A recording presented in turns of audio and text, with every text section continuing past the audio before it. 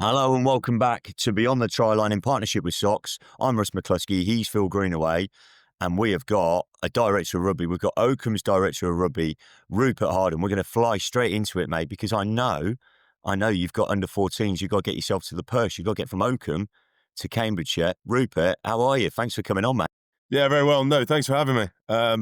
Yeah, I'm nice and quick for this one because as the job of every director of rugby is, trying to fill in staffing. Yeah, like I've got a nice trip to, the Perth, which I've only just found out about. So yeah, I can't appreciate it being quick. What's that journey been like for you, Rupert? Oh, it's been great. I mean, yeah, like Denton's a great school. Yeah, I really enjoyed myself there. I obviously played pro for however long. I mean, you got me into that, Phil. And then I kind of knew that because some stage that was going to come to an end. So I did all my teacher training. Kindly Denston gave me the opportunity. Out of Hartbury. And so like I had 3 great years there, and then I just wanted the opportunity to go somewhere a bit bigger, a bigger, a more established program really, and to see what I could do with that. So that like Oakham came up, and so the chance to move here was awesome. Andy Rice, who had done a fantastic job of building this place with Dosser, obviously he's still here. So it's really cool to work somewhere. Obviously with such a great legacy of producing talent and just a really well-known rugby name. So that was kind of the attraction. I love Denston. I mean, it is the middle of nowhere, so it makes Oakham look like a busy metropolis. So that's been great for the family as well. We just before we hit record, I'm from Ashbourne, which is not too far away from Denton, so I can vouch for that. And probably now people are listening to this pod going, "Oh, that's why he is the way he is. He's from literally nowhere." But what would you take, Rupert, from the two director of rugby roles? Was there something that you were doing at Denton that you took to Oakham and it was a natural fit, or were there things that you changed? Yeah, I sort of take along the way, loads of ideas. I mean, playing rugby, obviously, like I have my thought processes about what works, what doesn't work, and then teaching has really helped with that. And actually working at Hartbury, which is where I played a bit of semi-pro there, taught there, did the ACE program there. So I took a lot of those ideas, which were probably yours, Phil, and then sort of like I've added my stamp.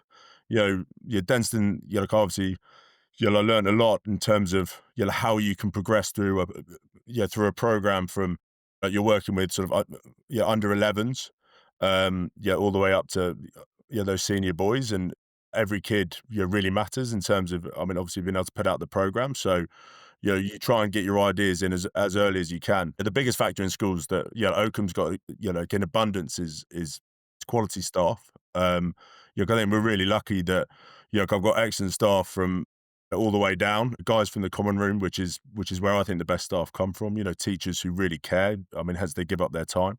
So those guys, just trying to support them, trying to get them slightly on message, allowing sort of the maverick tendencies of some of them to take over. But obviously, you can't run these programs without them. So we're really lucky. I've got guys like, I mean, Carl McDonald, who ran Wellington's program for a while. Ricey, as I've said before, got Glenn Gelderbloom. I mean, just the quality of staff down through the program's brilliant. And like I'm going to go watch my under 14s today, and there are elements of what they're now doing which will at some point obviously relate to what we do. So that's what I kind of took away from Denston. Sorry, mate, can I just dive in? Have you got Mike Passy still involved? Yeah, of course. Passy's my under 16 forwards coach. Like he's not afraid of a line out. Fortunately, like he's more than willing to run around with a whistle, which again, a quality staff who, I mean, like are willing to referee games. You know, like you can't do the job without them. So I would say, a large part of my job is making sure that they really enjoy what they do, and that comes through in what the kids get. And that's what makes a good program. What are some of the biggest challenges for you there then, Rupert? What are some of the biggest challenges, being head of rugby in a big boarding school with a huge rugby tradition, and you're in the rugby heartland there, you've got great blocks around you with Oundle, with Uppingham, and Stamford, all on your fixture list, rugby school not too far away. But what are some of the major challenges that you find on a micro level, but then also on a macro level? Um, I mean, as you say, like we're really lucky. We're in a really good area. So, sort of those traditional fixture blocks are fantastic in terms of keeping your, sort of your schedules and obviously sort of the skeleton of what you're doing. For me, I just kind of think the rugby's is an opportunity to go do cool stuff. Like that's what I try and tell the boys. And so, yeah, because trying to find, yes, the blocks are brilliant, but yeah, those kids have played Stowe, played rugby since they were 13 years old. And those rivalries, stand the test of time and they're really good. But what else can we do to try and give them an experience that is something new? So again, that's probably something which Denstone taught me, which, going and playing tournaments. I mean, I took the boys up to Merchiston this year for something, completely brand new, really cool. I mean, none of them had done festival rugby before, playing schools that we would never meet on a circuit, all that sort of stuff. Really cool. And actually, taught our boys a lot. We got a few lessons out of that. I've taken the under 15s are into Langley this year as well for the same sort of purpose, like wicked festival, really good fun, really well run. We played Woody Grove under lights at Loughborough again, Saturday night rugby, a brand new experience that we probably wouldn't play against Woody any other time. Great guys up there, just a really good opportunity to go. I'm always trying to come up with ideas of something new for the boys to do. It could be cool to get to Welford Road at some point. Let's see whether we can get some lights on the game. But that sort of thing is kind of what I think the challenge is. And then obviously, I mean, there's sector-wide issues in terms of obviously, every kid you get in, you're just trying to keep them interested in the game, trying to keep your numbers up. In terms of that, but also offering a decent experience for all those guys. I mean, it's important that you obviously, your 14Cs, your 15Cs, like those guys just love the game. Like that's what you're trying to get into them. And we're very lucky that we work with some really good schools, as you say, like on our circuit, who, we've got a really good relationship with, where maybe you can't quite field the numbers, and that's just the way it goes. And we make sure that everyone has a great experience. And just looking at your fixture list then this season, rugby first up in the Daily Mail Trophy, brilliant win against them, 31-12. Then you spoke about the Woodhouse Grove game there. Again, another good win for you there, and a draw against Bromsgrove. So you got off to a super start, didn't you, first half term, Rupert? Yeah, no, Stowe did us though, sadly. Yeah. So Stowe, I've got Stowe. I was coming to that. So sadly, Stowe did you there. But then moving on, an unbelievable win against Bedford, 50 points to 10. I mean, what a game that was. And you said actually just off camera, that was down to getting 7 lads back, 7 first teamers back into the squad.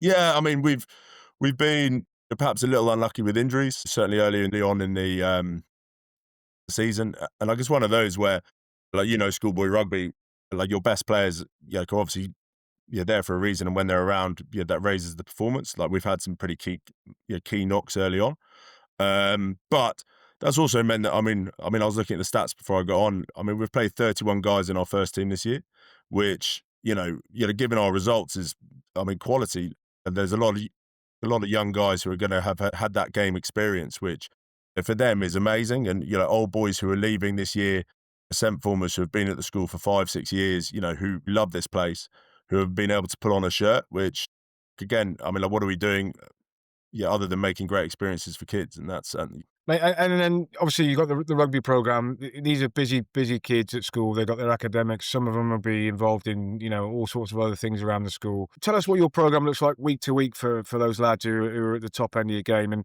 obviously you'll have some academy players in there as well. And talked about how that's all managed between, their S&C, their recovery, the video. How do you manage all their time in a week? Yeah, I mean, those guys are busy, but to be fair, I mean, one of the things I say to them all the time is, I mean, we are a school, like they're, like our task is to get them out of here having had a great experience. If they're going to go on and play at the very top of the game, fantastic. But loads of those guys, could just going to go on and play, hopefully university or hopefully for their local club, and it's about building that love of the game, really. And so, we obviously have to be aware of that when we're running our programs. But for the senior boys, for the first teamers, second team guys, we obviously have our standard training days, your Tuesdays, Thursdays. My captain organises a team run for us, so he takes the boys away and they self-motivate that. My S&C support is outstanding. He's really good. He sort of opens the gym anytime, anywhere, and so the boys will get in sort of 2 sessions a week. In terms of that, we'll do video analysis on a Tuesday before training.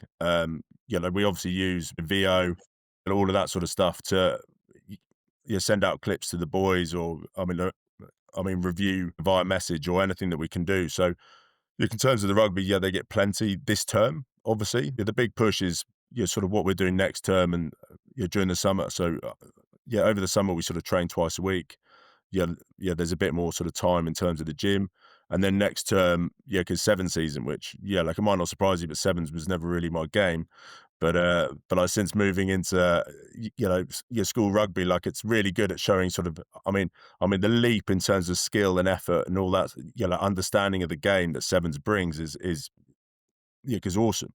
And that's where sort of Glenn and Kyle have really stepped up. They probably lead it, and I get to drop down and work a bit more with the 16s, which is my next, obviously my next cohort. So like I kind of learn from them and then take that on to the lower down groups. And again, it's just sort of that progression that we're trying to build throughout the school. I love that leadership piece there from you, Rupert, because it makes perfect sense, doesn't it? Why wouldn't you go and have a look at those under 16 cohort that are going to come through and be your senior players? Recognising in yourself, having been a professional front row forward, that, potentially sevens isn't necessarily bad, although I'm sure you bring absolutely masses to it. But just want to talk we've got about a good 7-man maul, yeah. yeah, Phil and I definitely want to see a catch and drive at Ross's Park, please. On RE1. That's what we'll be licking our lips over. Just on that athletic development piece, a couple of weeks ago, we had Danny Grucock and Matt Salter on from Clifton, and Danny mentioned about how important it was to get those 2 sessions a week in with the boys where they could track and monitor and make sure they're doing good stuff, but also that food, he kept mentioning making sure that they were getting their meals and their food, and it's something lots of schools do really well and struggle with. But on that athletic development, are you putting a message into what you want to see from your athletes, from your rugby players?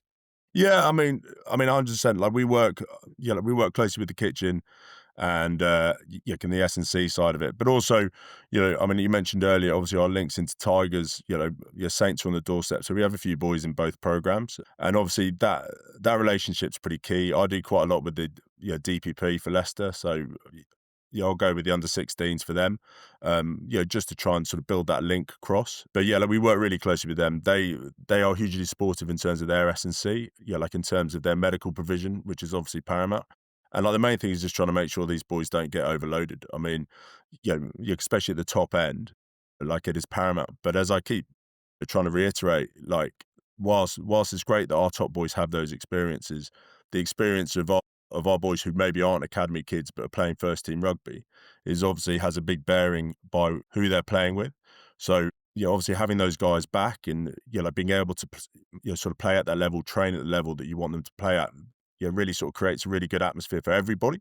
You can drive that standard for us, and that's where it's good because the boys who maybe don't get picked up at Tigers at 16 or Saints at 16, like by them then training in our environment, we can get a few of them back into that sort of environment. You can push them up the chain. So that's kind of what we're trying to do. But those boys who go away with your Englands, I mean, we've got 2 in the England squad at the moment, but they come back and they really add a driver to the program, and that's cool for the guys who aren't going to experience that right now, but obviously have their own ambitions. And that's great, Rupert, because I think if anyone knew your story, you're testament to the fact that, particularly front row forwards don't necessarily all come through at 18, and if you've not made it as an 18-year-old kid, doesn't mean to say you're not going to make it, as a professional at some stage, because, those who know Rupert's story, he was picked up, playing for Tyndale and came down to Gloucester whilst he's done his degree. So I think that the lens that you add to those kids is fantastic there, Rupert. So, well done. And it just sounds like, you've got a fantastic program up there. Let's talk about the rest of the season for you guys then. What's up next and what are your aims and goals for the Daily Mail Trophy, and how high are you looking to push in that table? I guess as high as you can possibly go.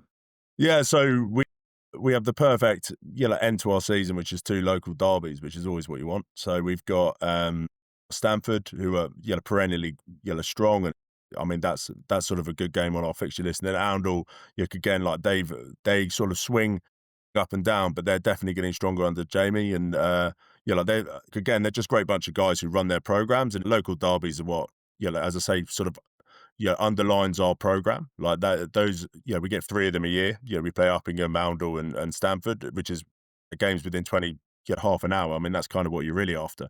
So that's cool. We actually all play for a trophy.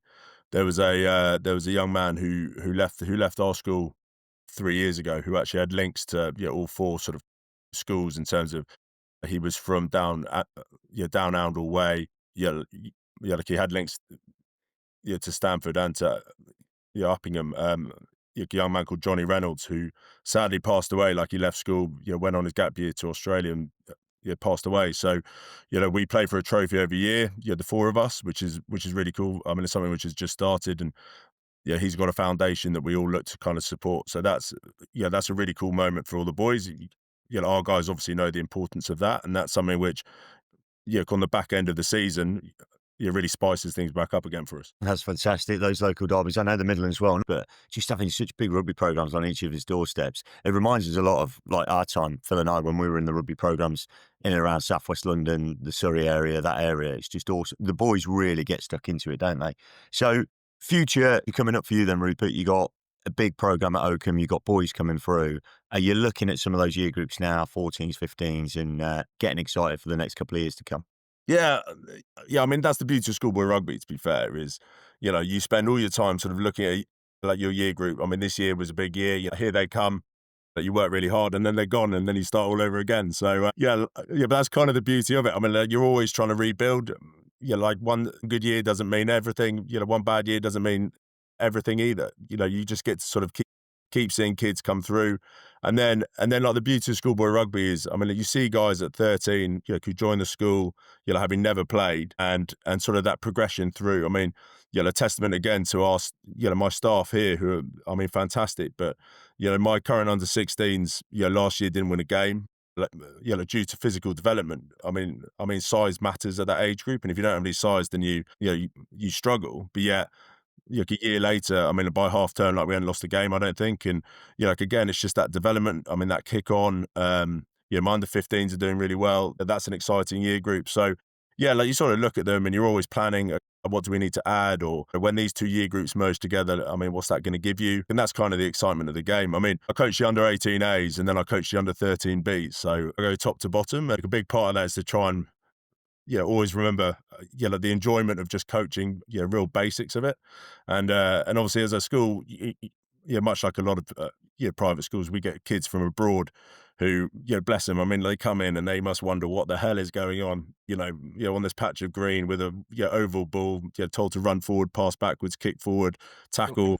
I mean, it's madness. Like, it cracks me up. And like, that's a really cool moment. Like, when you see them sort of grasp it and fly into a ruck or do something, when you're like, oh yes, I mean, like, there it is. Like, that's the purpose of the game. So that's why I really kind of enjoy Oakham. And like, we're lucky, as I say, with such great staff, that the kids really push through. And we're now, I mean, 3 years into me being here, our sort of identity, I would like to say, is starting to sort of bleed up. My 15s are coached by two really good coaches, and they sort of have put in, like, our identity, like, our ideas, which will then drip into our 16s and then come up to our first team. So every year, I hope that progression will get better. Rupert, it was great to catch up at the rugby conference yesterday with yourself and lots of other heads of rugby.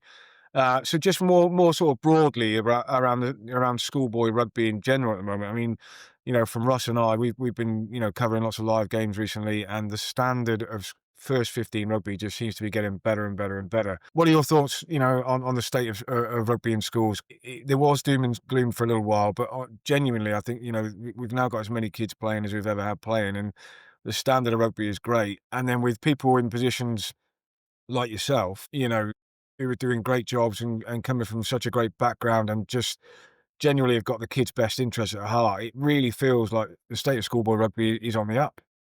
Yeah, I think school rugby is amazing, and I think we obviously have our pressures. I mean, everyone goes on about it. But I think the big overriding message that I would like to sort of push forward is, I think the schools have been at the real forefront of trying to make sure the game is enjoyable and safe, and gives the kids the opportunity to really express themselves. I think, the amount the schools have taken care, in terms of, return to play, medical provision, sort of being really safety aware, making sure that there's a provision which, isn't forcing kids to play, but I mean, giving them the opportunity to play touch and, other aspects of the game. I think that's been absolutely key.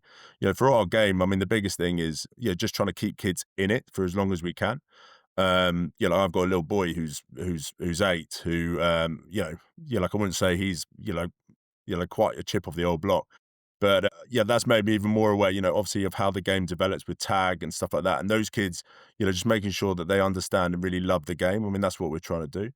So yeah, in terms of the school scene, I mean, numbers are key. I think it's just making sure that, you know, you know, yeah, there will be struggles in terms of, I mean, some schools will, have up years and down years. And I think it's just there's a greater willingness to sort of accept that and make sure that kids are on a pitch and enjoying themselves. And everyone's sort of bought into the idea that, what's for the greater good of the game. Like, I think that's, absolutely key. Yeah, Rupert, that's just, mate, what better way to finish? That is awesome there. You've been incredibly generous with your time. We know you got to get to the purse. You know, you probably got to get those boys ready. So we're going to let you go before we discuss the league and all those bits and pieces. But again, mate, really, really thanks. Send my best wishes to Mike Passy.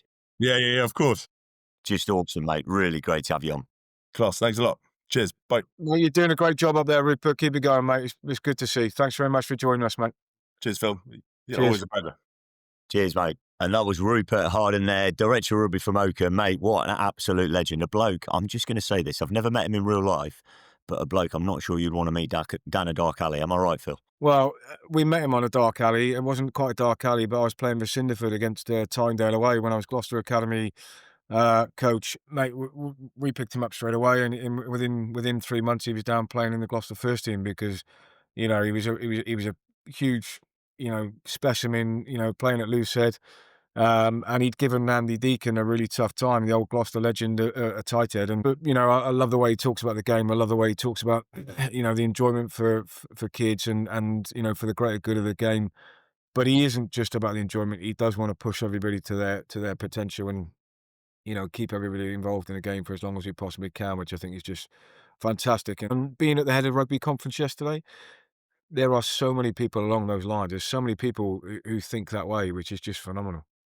Yeah, I can imagine it was a brilliant, brilliant get together in Twickenham. And thanks again to Rupert for coming on at such short notice. So good to hear from him and everything he's doing at Oakham. But mate, if we divert our attention to the league table, Zedbus still top of the pops. They've got a big game, and we're recording Tuesday lunchtime, so they've got a big game tomorrow against Wellington. So we'll be keeping our eyes peeled on that. By the time this pod goes out, people will know the result of that one. Tommy Ritchie's still in second. But the biggest game of the weekend just gone, other than obviously the one that we were commentating at on the live stream, was Warwick versus Northampton School for Boys. And Warwick just pipping it, mate, 26-24. Who saw that one coming? But the reality is, you and I know Warwick's programme really well. I mean, it was an absolute juggernaut under Mark Nasey. There's some great people up there. They've got a great cohort of kids, great staff body, and they've just gone and done their local Midland rivals, mate, in what must have been a phenomenal performance. Yeah, I caught up with Phil Beaumont at the rugby conference yesterday, and again, just another titanic, battle. Listen, Warwick have got a great program. They got big boys school. They got lots of boys who love the game in a rugby heartland up there in Warwick, and I think they will have been absolutely delighted with that win. I don't think what we're seeing now at the top of this table, probably the top 40 sort of schools. They're all beating each other, and the quality of rugby across the league is really, really high, really, really high. And I wouldn't like to sort of be somebody picking a result anywhere at the moment because everybody just seems to keep beating each other. We had Cranley at the top of the table, and they've now lost a couple, and Sir Tommy Riches, and there are great games out there all over the place. And in particular, I'm going to just pick one out, but Sir Tommy Riches versus Cheltenham College, and Cheltenham College have been on a great little run recently, and that one's coming up as well. So there are just generally great fixtures out there everywhere, and the guys at Northampton School for Boys will be disappointed they've lost that one, but they know that they've got the quality players to come back into that group and will keep challenging. Another brilliant schoolboy fixture to be within 2 points, amazing. And then we said it a couple of weeks ago, and it's almost like we know what we're talking about here, mate. But Epsom College now in 4th position. And I got in touch with their director of sport, MJ, last night, and he said they're just trying to keep the boys grounded. I know they're up a 6th really, really well.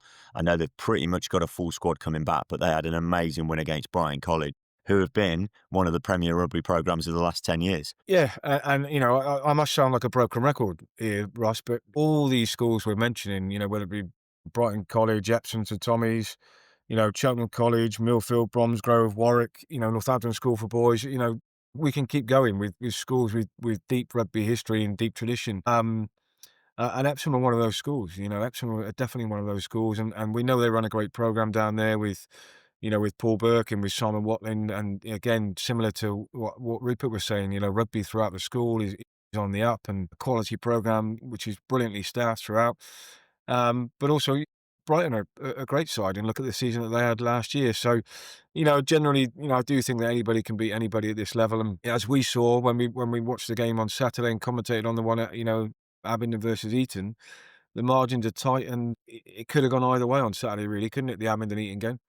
Mate, what a game to be at as well, wasn't it? Our second live stream, we were absolutely buzzing. Eton, and it was a classic schoolboy fixture, wasn't it, in many ways? The Eton boys had lessons in the morning. They got to Abingdon's ground for 2:05 for a 2:30 kickoff. Managed to nudge the kickoff to about 20-3, wasn't it? So that they got a decent warm-up in. And remember, it's got to be safe. They've got to be physically and mentally prepared to go to battle. So I never have an issue with that, pushing a kickoff 5-10 minutes. We are still talking about schoolboy rugby players. And it was an unbelievable fixture, wasn't it, to be broadcast again. A great privilege for us both to be there, mate.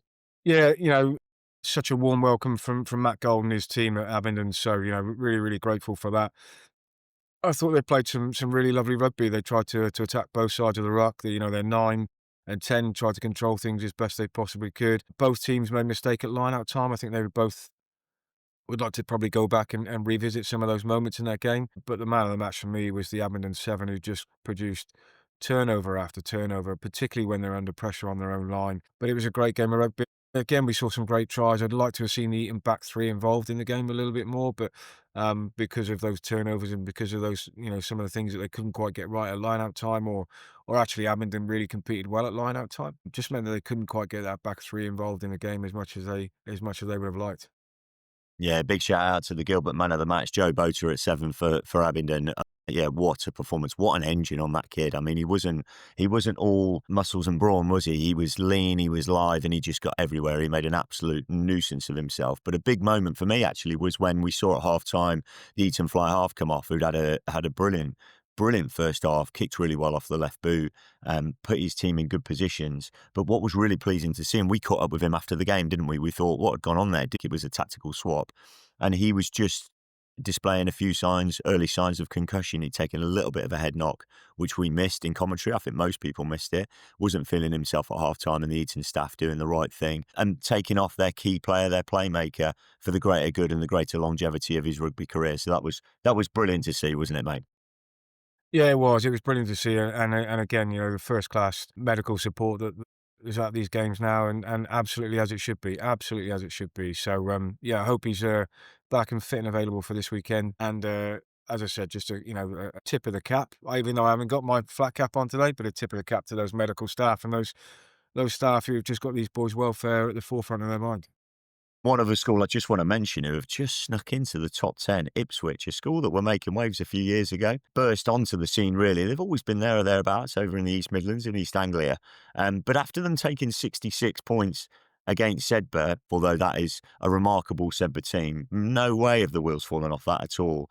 They've been on this unbelievable winning run now, Framlingham, Denston, Oundle, Felsted, Norwich, and they've found themselves in the top 10 of Ipswich. So good on them. They've got Cranley up next on a Friday night lights game. So that should be an absolute belter this week. Yep, absolutely. Again, I sound like a broken record. We'll just keep mentioning, fixture after fixture, which is a great one.